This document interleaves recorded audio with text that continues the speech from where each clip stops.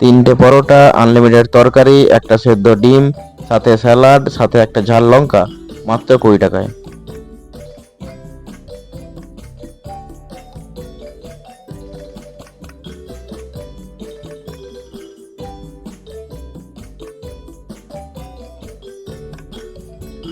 কি ভাবছো বলো তো এত? ভাবছি বাড়ি থেকে বানানো পরোটা যদি বাইরে বিক্রি করি কেমন হয়। ভোরবেলায় পরোটা বানিয়ে যদি আমি 6টা থেকে পরোটার দোকান দিই, তাহলে সকালবেলার খাবারটা সবাই ভালোই খাবে। কি বলো? ঠিকই তো বলেছো। আমি কাল ভোর ভোর উঠে তোমার সব জোগাড় যন্ত্র করে দেব। তুমি সকাল সকাল হতে না হতেই বেরিয়ে পড়বে।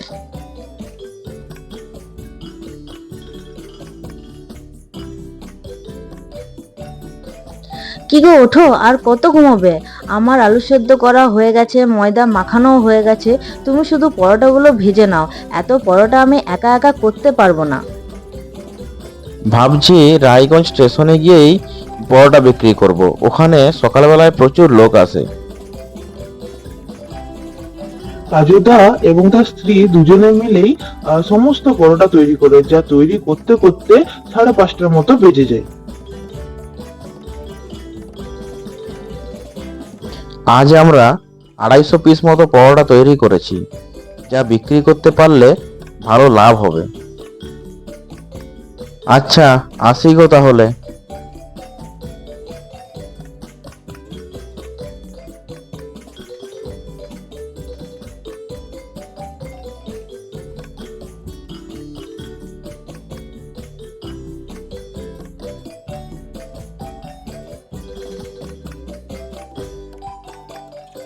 কাজুদা পরোটা তরকারি নিয়ে রায়গঞ্জ স্টেশনে চলে আসে। সেখানে একটা জায়গা দেখে দোকান সাজিয়ে বসে। খেয়ে যান নরম নরম টাটকা পরোটা তরকারি। সকাল 6:30 থেকে দোকান দিয়ে 10টা পর্যন্ত তেমন কিছু বিক্রি হয় না। 10টা পর্যন্ত মোটে 10টা পরোটা বিক্রি হয়েছে। আজ তো একদম বিক্রিই নেই, কোনো লাভ তো দূরের কথা। আর কিছুক্ষণ দেখি, তারপর বাড়ি চলে যাব। তেমন কিছুই বিক্রি করতে না পেরে কাজুদা বাড়ি ফিরে আসে। এ কি হয়ে গেল? তুমি চলে এলে? সব শেষ হলো পরোটা তরকারি? এ কি, সবই তো পড়ে আছে, শুধু গুনে গুনে কিছু পরোটাই বিক্রি হয়েছে শুধু। আর বলো না, বিক্রি হয়নি বললেই চলে। আর প্রত্যেক দিন যদি এত এত করে খাবার নষ্ট হতে থাকে, তাহলে লাভের থেকে তো বেশি ক্ষতিই হয়ে যাবে।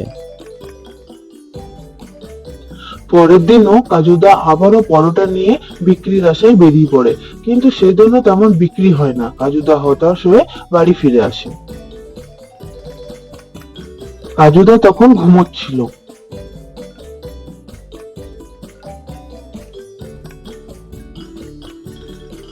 ওঠো ওঠো, 3:30 বেজে গেল যে, রান্না করতে হবে তো। না না, আমি আর পরোটা বিক্রি করতে যাব না। শুধু লাভের থেকে দিন দিন ক্ষতিই বেড়ে যাচ্ছে। চলো চলো, দেখি না, আজ হয়তো ভগবান মুখ তুলে চাইবে। তুমি পরোটা বিক্রি করতে না গেলে আমাদের সংসার চলবে কি করে? আচ্ছা ঠিক আছে, আজকে শুধু তোমার কথায় আমি শেষবারের মতো পরোটা বিক্রি করতে যাচ্ছি। আজকে যদি বিক্রি না হয়, তাহলে আমি আর কোনো দিন পরোটা বিক্রি করতে যাব না, এই আমি বলে দিলাম।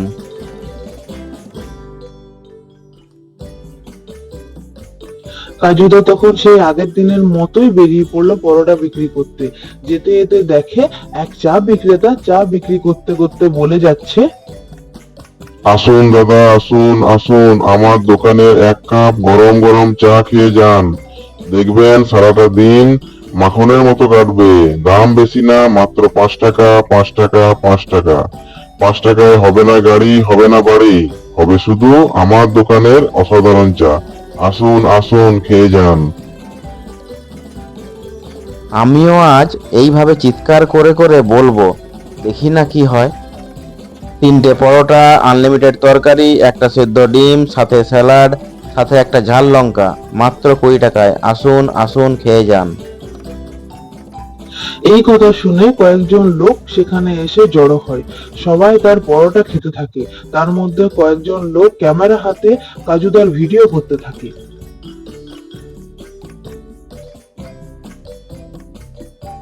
ঘরের তৈরি টাটকা পরোটা, সাথে পাবেন আনলিমিটেড তরকারি, সাথে থাকবে একটা সেদ্ধ ডিম, আর থাকবে স্যালাড, একটা ঝাল লঙ্কা। গরম গরম খাবার খেয়ে দেখুন, মাত্র 20 টাকায়, 20 টাকায়, 20 টাকায়। সেই ফুড ব্লগারদের করা ভিডিওটি আস্তে আস্তে নেট দুনিয়ায় ছড়িয়ে যেতে থাকে। সবাই কাজুদার সেই ভাইরাল ভিডিও দেখে কাজুদার হাতের তৈরি পরোটা খেতে আসে। কাজুদার দোকানে ভিড় যেন দিন দিন বেড়েই যেতে থাকে। কাজুদা অল্প দিনের মধ্যে হঠাৎ করে নেট দুনিয়ায় ভাইরাল হয়ে যাওয়ার জন্য তার অহংকার যেন বেড়েই যেতে থাকে। দেখো গিন্নি, আমাদের ব্যবসা দিন দিন যেন বিখ্যাত হয়ে যাচ্ছে। আমি বলি কি, আমি 2000 টাকা খরচা করে 40,000 টাকা লাভ করছি।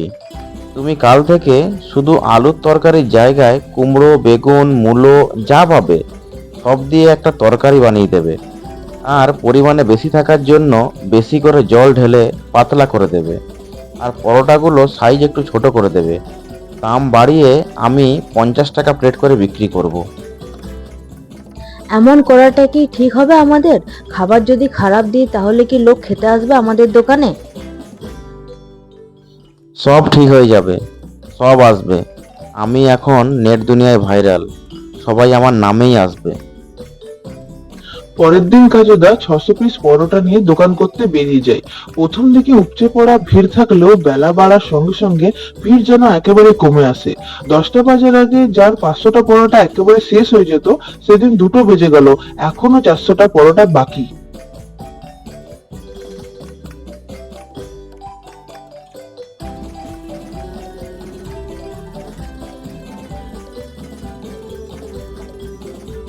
কাজুদা, এক প্লেট পরোটা দাও তো।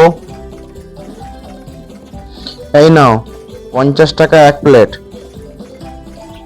এ কি, 2 দিন আগে 20 টাকা ছিল, আজকে একবারে 50 টাকা? কি আর বলবো, জিনিসের যা দাম, তাই তো আমাকেও দাম বাড়াতে হচ্ছে। আচ্ছা দাও, কি আর বলবো। এ কি কাজুদা, তরকারি এত বাজে স্বাদের কেন? আগের আলুর তরকারির মতো একদম লাগছে না। পরোটাগুলো কেমন যেন ছোট ছোট, তরকারিটা টেলটেলে ঝোল। সত্যি কাজুদা, এত নিম্নমানের খাবার হলে তোমার দোকানে আর আমরা কেউ খেতে আসবো না। অতি লোভের আশায় আমি আমার খাবারের গুণগত মান কমিয়ে আর দাম বাড়িয়ে বেশি টাকা লাভ করব ভেবেছিলাম, কিন্তু এতে দেখছি লাভের থেকে ক্ষতিটাই বেশি হচ্ছে। ব্যবসা আমার ডুবতে বসেছে। আমি আমার ভুল বুঝতে পেরেছি। কাজুদা নিজের ভুল বুঝতে পারে এবং আগের মতো খাবারের গুণগত মান ঠিক রেখে দামও ঠিক রেখে পরোটা বিক্রি করতে শুরু করে।